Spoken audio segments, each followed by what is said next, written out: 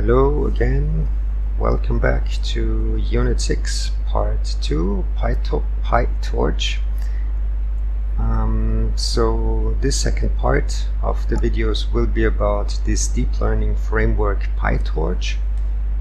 I just opened here the website. So Pytorch is a framework for machine learning. It can be used both for research prototypes up to production development, and in the last 2-3 years it has become very popular and is, together with TensorFlow, maybe the most popular framework for deep learning and machine learning. Before we have a look at Pytorch, let me make one comment on the SPACY homework from which was given last week. Last week in the SPACY unit at DITMO, we did not discuss yet the components for the SPACY pipelines, but you now learned in the videos about pipeline components, so you can also solve step number 5 in this homework about SPACY. Okay, our Pytorch video today and the unit next week, it will be based on a tutorial on the Pytorch website about deep learning for NLP with Pytorch. So we will base our explanations on this, so it should be very simple for you. You can just have a look at the website and at the different parts of this tutorial. Today we will look at the first two parts, Introduction to Pytorch and Deep Learning with Pytorch. I would ask you to have a look in close detail at those notebooks. So all those steps or all those parts of the tutorial are just notebooks. I would ask you to copy the code to your own local machine, run it on the local machine, and experiment and play a little bit with the code. Because at least in the first couple of tutorials which are already tried, they don't need any GPU support yet, so you can easily also run it just on the CPU of your current local machine. Okay, let's start with the first part of the tutorial, which I have now opened.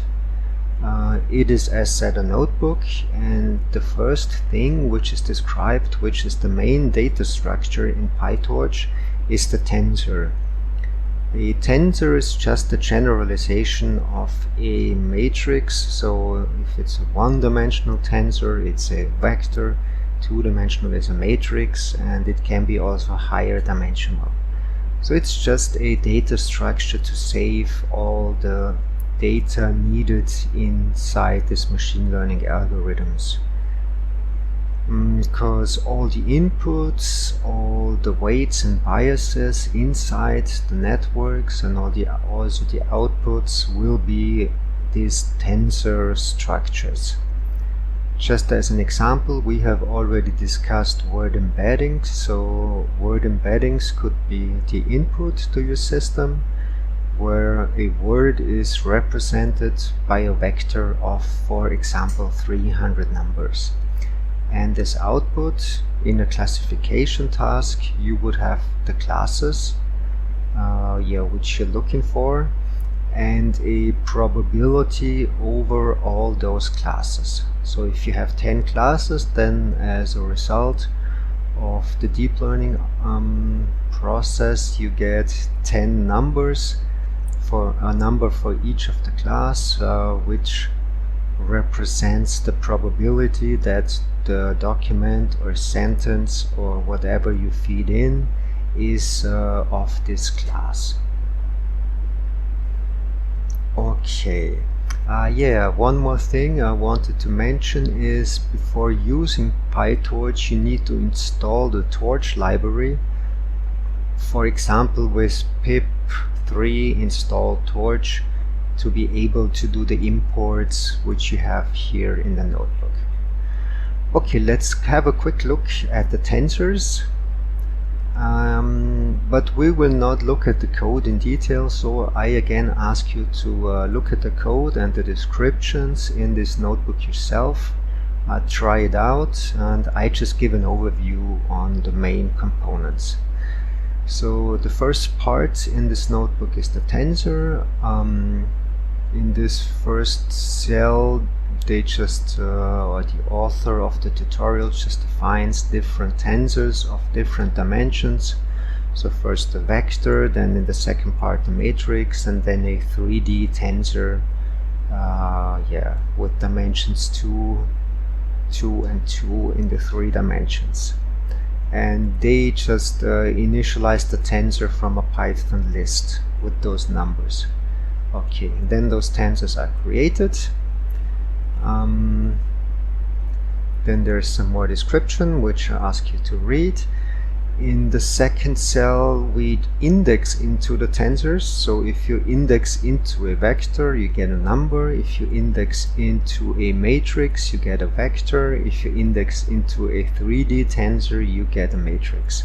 So it's just to understand, if you index into one of those structures, you get a tensor with a dimension less, one less than the original tensor. Okay, then the next thing that is shown here is how to create a tensor of random number. So with this function here, you can get a 3-dimensional tensor with of dimension 3 by 4 by 5. So the output of this call is a tensor of random number with 3 matrices with 4 rows and 5 columns inside the row, as you can see. Furthermore, you can do some operations on the tensor.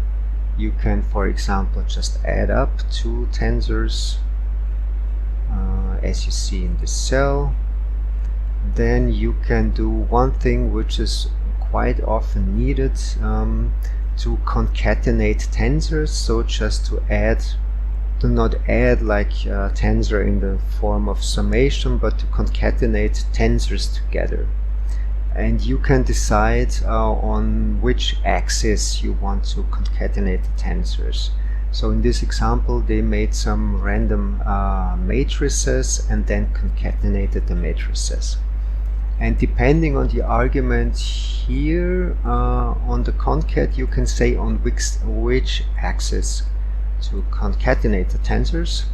And depending on this, you either create new rows into the resulting tensor, or you create new columns inside one tensor, but not creating new rows. Then the final operation on tensors discussed here at the beginning is to reshape the tensor. So this just changes the shape of the tensor. So we start from a random tensor, 3-dimensional, with 2, 3 and 4 elements in the axis, and we want to reshape it into a 2-dimensional tensor of 2 rows and 12 columns. So the total number of elements in the tensor, it needs to be the same, else it's not possible. So we have 24 in both cases, so we can reshape this tensor into another format, which you then see here in the output of this. Good. In this last part of the tutorial, it is a discussion about computation graphs and differentiation.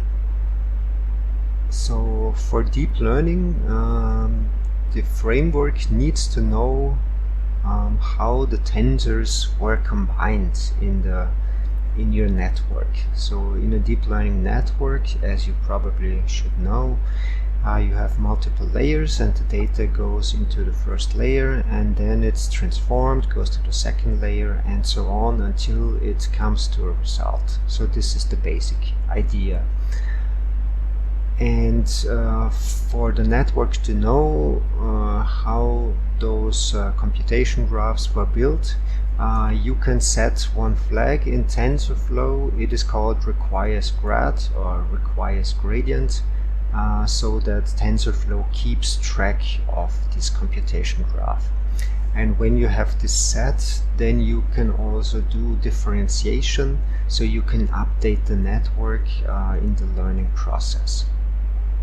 So just as a reminder, the basic algorithm for learning such a network, it's called backpropagation. And here the main idea is that you have some prediction which the model gives you with the current weights in the network, and you compare this prediction with your true labels. This gives you a loss, and depending on this loss you update the network, or you update the network weights to get to a better result in the next iteration of training. And this update of the weights, it starts from the last layer, because there you have the information about the loss, and then you propagate it step by step. You update the layers until the first layer. To be able to do this, you need differentiation and those gradients, and this is what is discussed in this last part of this notebook. I ask you to just read the text, have a look at the code. I think it should be self-explanatory, and it's just on a high level on defining whether gradients are tracked and whether this computation graph is tracked for your tensor or not. So they give some examples on how to set the gradients.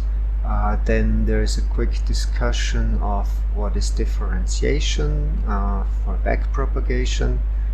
How to call backpropagation, you call it with the function backward.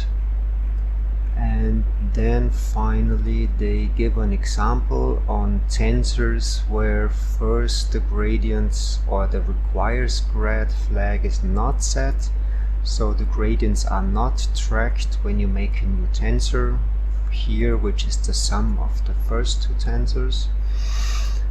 And then they give an example where they track those gradients, and then also in the new tensor you have access to the gradients, and you can do backpropagation if necessary. Okay, is there anything else here which we should have a look at? Yes, if you at some point in your code do not want to track the history of your gradients, you can just use with torch no grad. Then for this part of the code, for this code block, you will not track the history of your gradients. Good, this is the end of the first tutorial. See you in a second.